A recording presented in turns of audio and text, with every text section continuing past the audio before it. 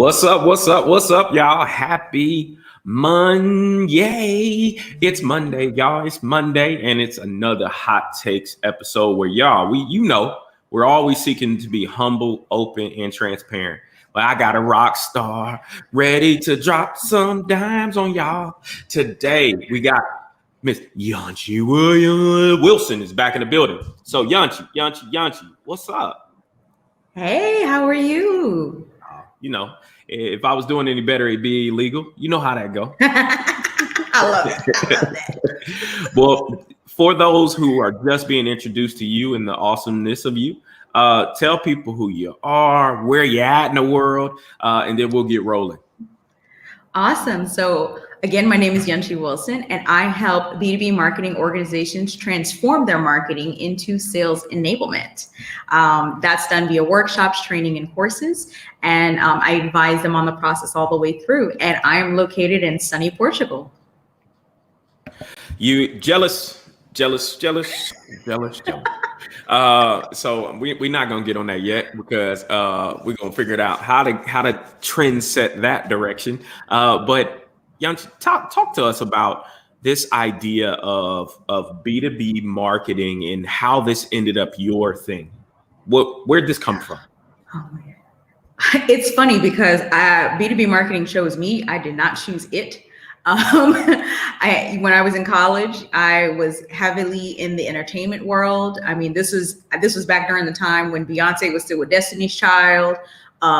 Cisco was still with a group. Like, the entertainment industry was where it was at. And I wanted to be a marketer. I wanted to tour with bands and things like back in the day.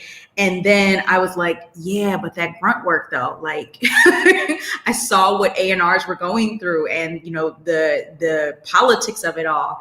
And so I was like, well, let me try my hand at this whole, corporate thing. And I became an intern with Microsoft. So I started off being the campus rep for all of Microsoft back when the Xbox came out and they had Halo, and I started doing launches and things for the university. And I fell in love with it. I was like, oh, this is cool. I'm at the cutting edge of this all. And so I took that internship and ran with it, went and got my first tech job with a smaller tech company in Houston, and fell in love with marketing. And I kind of self-taught everything. I went to school for communications and advertising, but Photoshop, YouTube, when Facebook was first coming out for businesses, I taught myself how to do all of that, build websites. And then as it continued to transcend, I began to really learn about customers and event planning and all of the dynamics. So the culmination of my now 16 years of experience is based on that, all of those things from back then. Yeah, it's funny. And you talked about the evolution, right, of purpose and these things choosing you. But in your world, because there's something different about the way you do business. And so when people hear B2B marketing, you may, think of big box, you may think of, relationship management behind the scenes, the tugging and toil of business and what that looks like. But how do you approach what you do? I am a people first person. I tell everyone my biggest skill set is kind of psychology. I study human behavior, why they do the things that they do. It doesn't matter what product or service it is that you have. People are buying based on a specific benefit. And there's always the logical and emotional points that you have to consider. And for so long in the B2B world, it was only logical. I remember sitting in conference rooms where it was like, well, the justification and the ROI and the da-da-da. And in my mind, I was always like, well, what about how he feels about his boss? What about how he feels about, the worry of managing a $50 million budget? What about the team that he has? What if some of them suck and they don't have the skill sets and he feels like he has to compensate? None of these things were being discussed. And it always was weird that it wasn't a factor in decision making or when we're putting together these marketing products. And so as I grew, I began to comprehend that marketing was so much more than just this top of the funnel activity that we were led to believe, this lead generation activity, and then just handing it off to sales. It became this enabler of not only sales, but of product as well. So it was like this consistent trifecta that marketing played a role in, because for so many years, leadership teams really felt that marketing was a cost center opposed to a profit center. And that's simply because they didn't comprehend the real role of marketing. And that was because of lack of data. So once I started putting together all of those pieces, I said, that's what the problem is. You guys, the puzzle pieces aren't coming together because you have siloed systems and processes. Someone needs to come in and make them all work together. And that's kind of how I found my ability to step into this fractional CMO and this trainer to teach them, guys, you need to look outwards, because if you bring all of these pieces together, the sales cycle becomes shorter, teams work better together, productivity is better, go to market is faster. All the things they've been wanting to do really do begin with marketing. So in a perfect world, you got people out there, they're listening. It sounds like mundane, simple. Like, why wouldn't they be already doing this? But you bring up something, you really point out something in organizations where you get to the nitty gritty of beginning to break down core belief systems. What is it about that process that your words needs to be upended or discussed?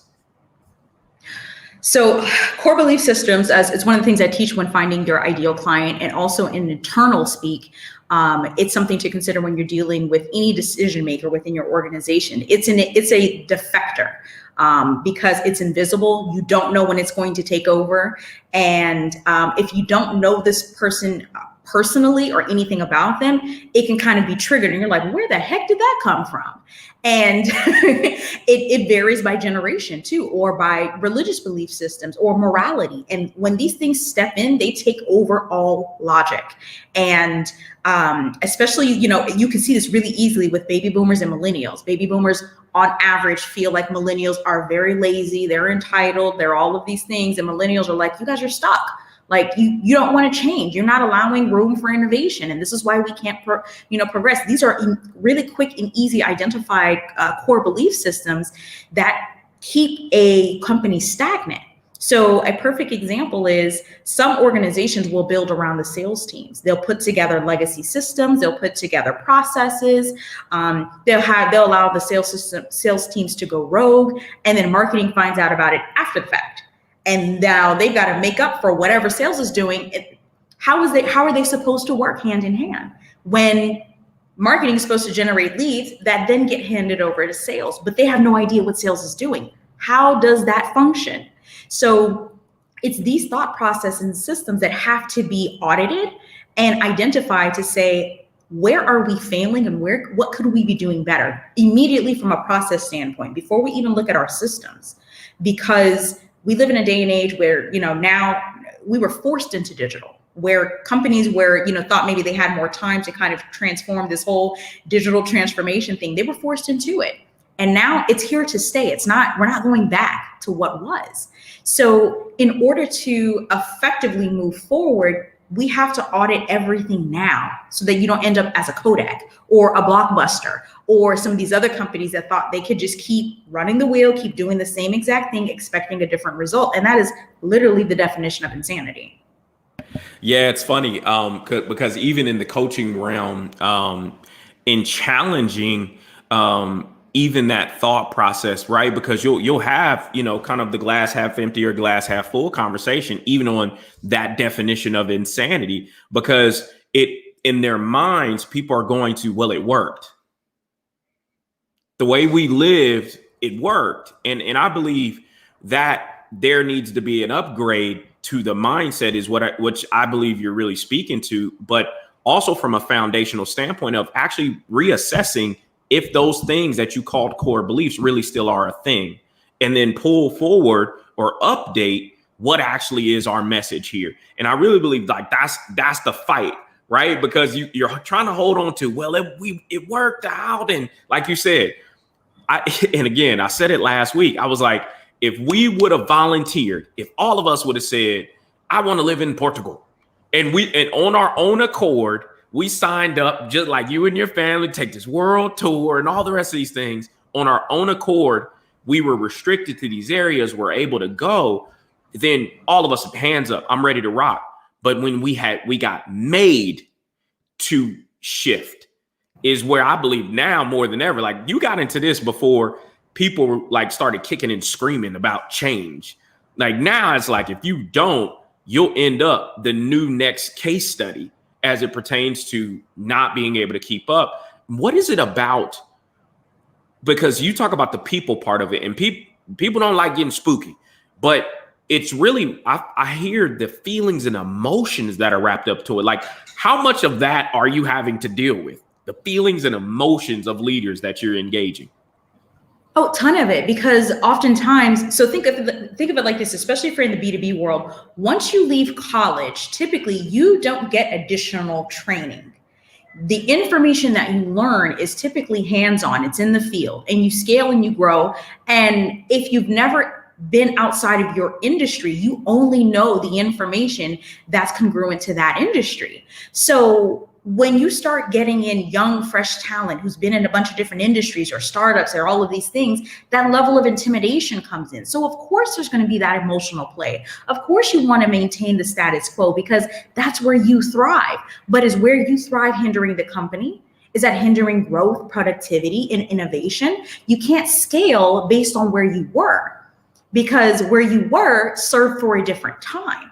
And so in order to move forward effectively, you have to base everything. And I tell every single one of my clients is, everything you do is based on your ideal client profile, where you spend your time, where you are on social media, the activities, the content, everything should be based on that. If it's based on anything that's not that, it is a complete waste of time. It's not income producing based activities. So when I walk into organizations and I find that, the time gap, so much time being spent on, oh, well, we're on Twitter. Well, why are you on Twitter? Well, because, such and such says that we need to be. Well, show me your ideal client profile. We don't really have one of those. Well, I can tell you where your problem is.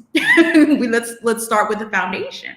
So when you're talking about leaderships, people who are in leadership right now really feeling that crunch, it's because there's this gap in knowledge and skill set. And that's where I focus on coming in to help upskill them, because going to spend 50 grand on theory, on things that aren't applied knowledge and activity that's happening in today's world, is not going to help them move the needle. They need to work with individuals who have been in various organizations, in various cross-functional teams, to say, this is the way you need to be looking at things, not tactically, but very strategically.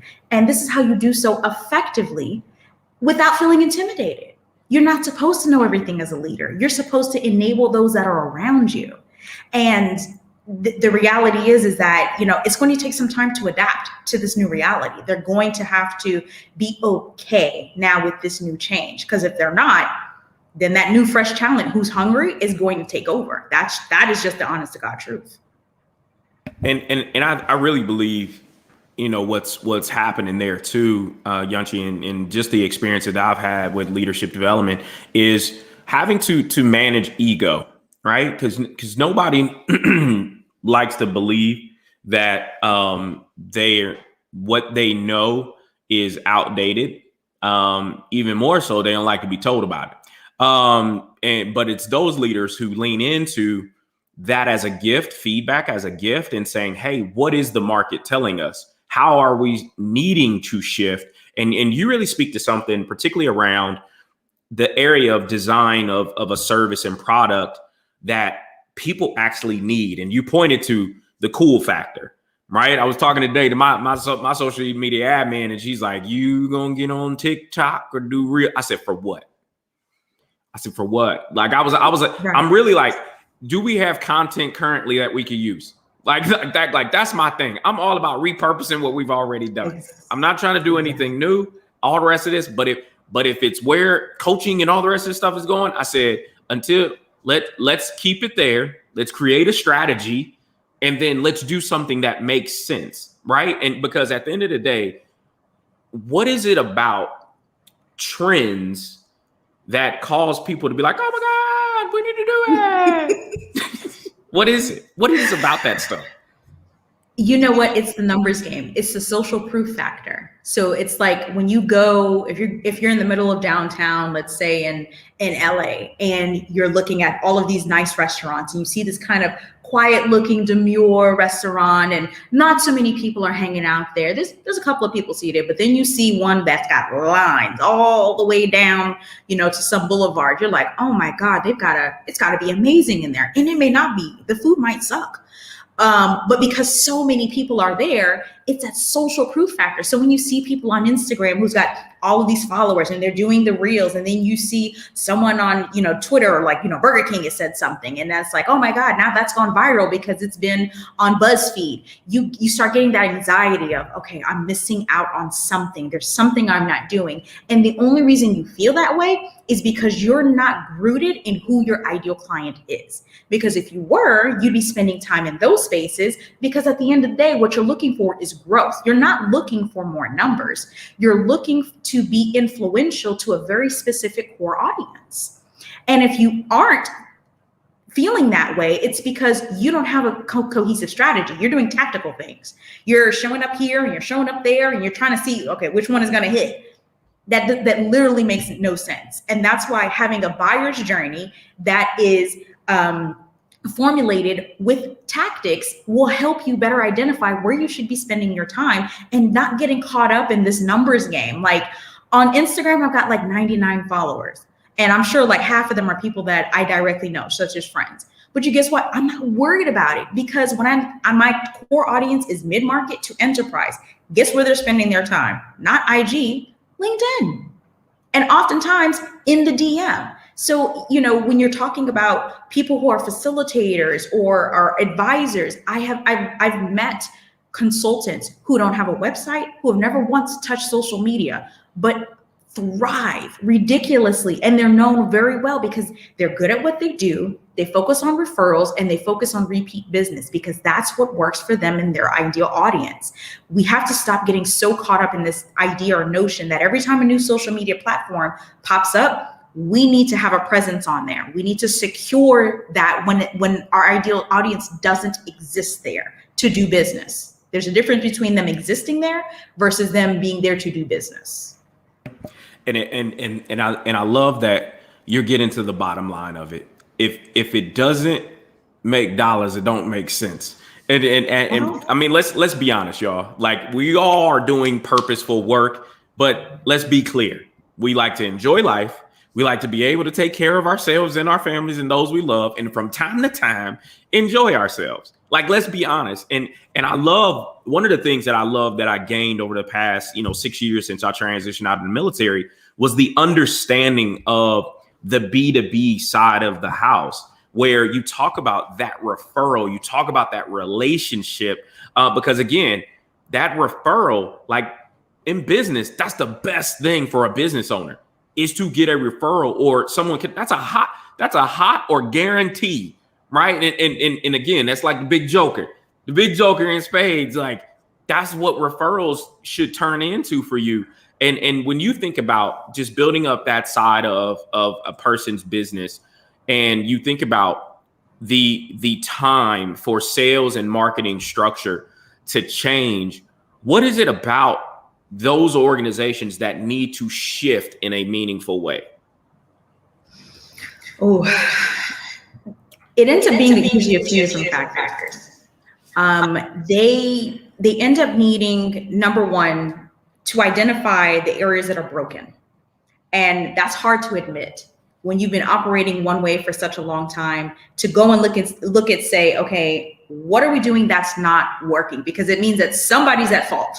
And nobody wants to raise their hand to say, you know what, my bad, it was me. No one wants to do that. So it's being able to say, look, this is a team effort. We want to fix a relationship of some sort that's broken in this organization so that we can be better. You cannot fix a problem that you have not identified. So that's step one. And then step two is to say, we're open to creating a new way of working in order to move forward, in order to better serve our clients. And the thing is like, you touched on something that was so pivotal, which was ego. The ego sits so much in what we've done and who we are, that some organizations are obsessed with the idea of that they're not willing to innovate for the new customer. They're not willing to innovate for the current customer and their needs. So it takes assessing also that next step to say, how do we become the best next version of ourselves to better serve the people that are currently paying us, that's a whole other topic, retention. And then how do we ensure that our products categorically meet them where they are? And that's a whole other, thing, because companies will have a really great product, but it's not being translated in a way that fits the specific needs and problems of their ideal client. And the only reason that messaging ends up being broken is because they haven't correlated the current problem, which is their point A, to the transformation that their product can deliver, which is that point B. And once they can figure that out and then begin correlating those processes with sales and products, you basically become a whole brand new organization without shifting a whole lot of crazy things. It doesn't require a lot. It's just communication and processes. And then we can look at systems later on. It feels like a lot. Yeah, you just threw the biggest cuss word out there in the world, communication. Y'all, if you're going to be in business or an internal consultant or whatever it is, you got to be prepared to communicate at a high level, because even as a business owner, right? And early on, what's your niche? What's your niche? What's your niche?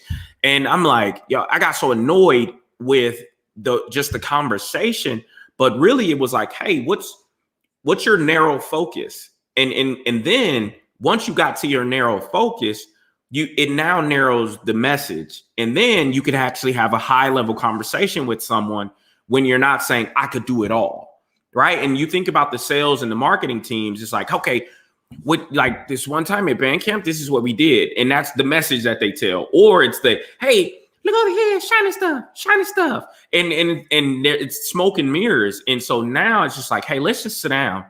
Let's go back to old school rock drill type stuff and actually talk about what are our needs. And I really believe you pointed to something there from a communication standpoint, and really the understanding of how to communicate the actual need.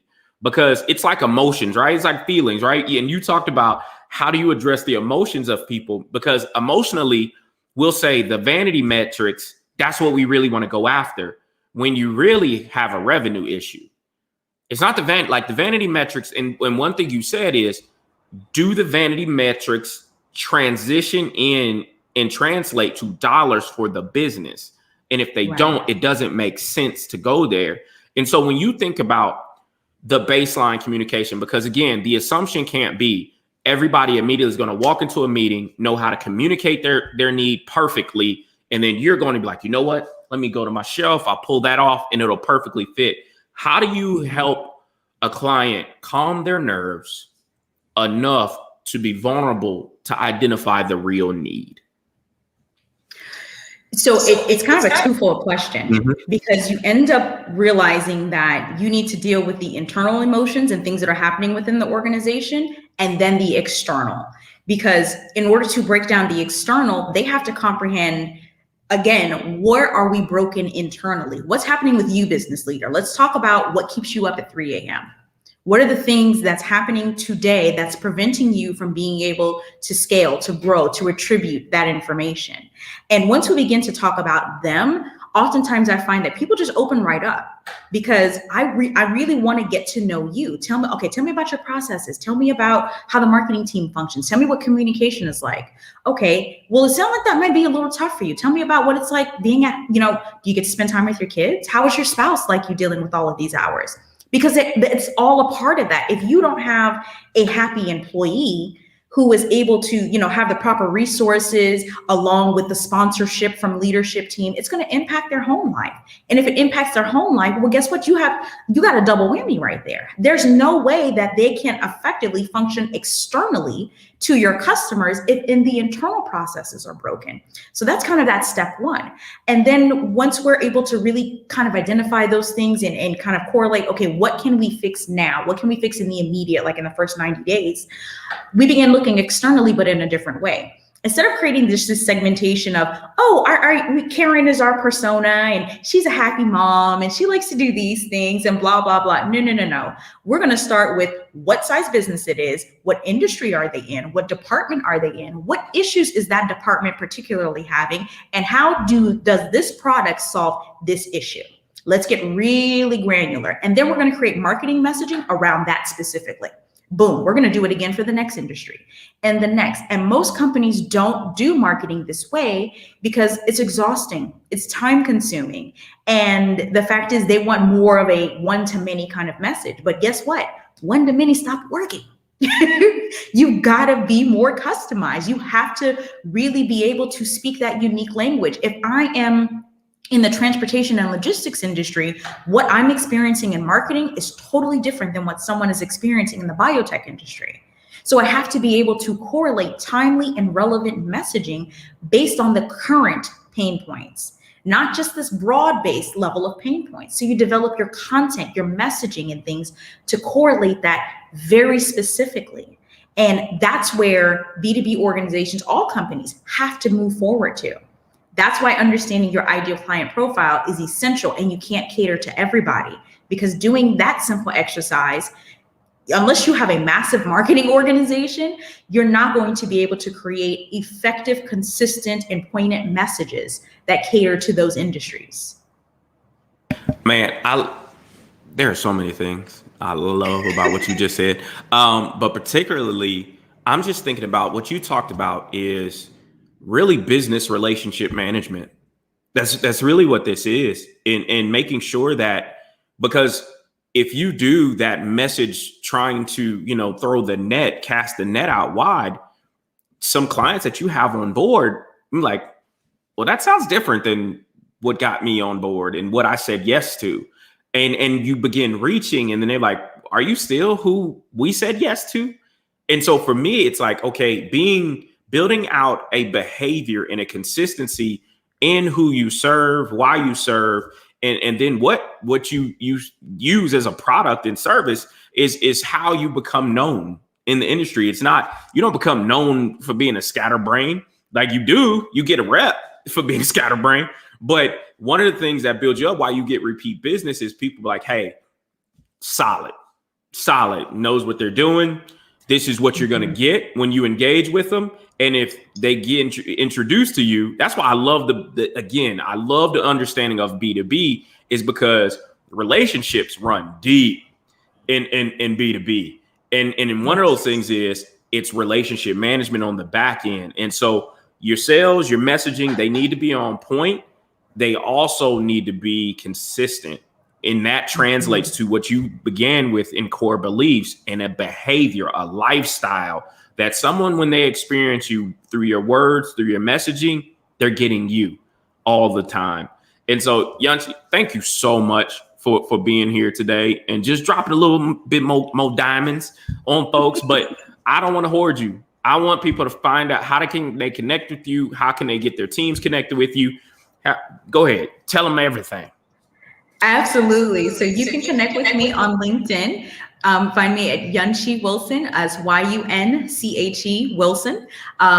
You can also find me directly on my website, which is solomonbellmgmt.com. And I'd be happy to speak with you about how to really help your marketing teams get upskilled, get the training that they need. If you're looking just maybe for some on-demand courses, something just to kind of get their feet wet, I have that as well as more intimate workshops with that are 1 week, and then you get 90-day support. So that way you guys can implement. I really believe that instructional teaching requires that additional support. So just, when you're learning something new, you find ways to implement, you can ask me questions, and I want to make sure that you and your organization succeed. Well, Yunche, I want to thank you so much for, again, just sharing your gift, your time, and the talent of you. So those, please avail yourself. And you already got one person that says they're connecting now with you, just to build out their community, because again, you have added so much values to mine. And again, y'all, this is a new connection. me and Yunche, we just got real cool in 2021, y'all. So it can happen when you do it in a meaningful way. And so y'all understand what Hot Takes is all about. We have humble, open, and transparent conversations with practitioners who are doing the work. They know what coveralls and work boots look like when it comes to doing the work that they love doing. And so again, if you're a speaker, you're a trainer, you're a coach, you're someone who believes you have a message that you would like to share, and you believe you catching a vibe from the people I've already interviewed this year, reach out to me, direct message me so we can connect. And tomorrow, y'all, I'm excited because y'all, guess what? I'm meeting more amazing people. And we got a special edition Hot Takes happening tomorrow with some authors and some leadership training folks. So tune in tomorrow at noon. So Yunche, thank you once again. Everyone, be safe, and we'll be talking soon. Thank you for having me.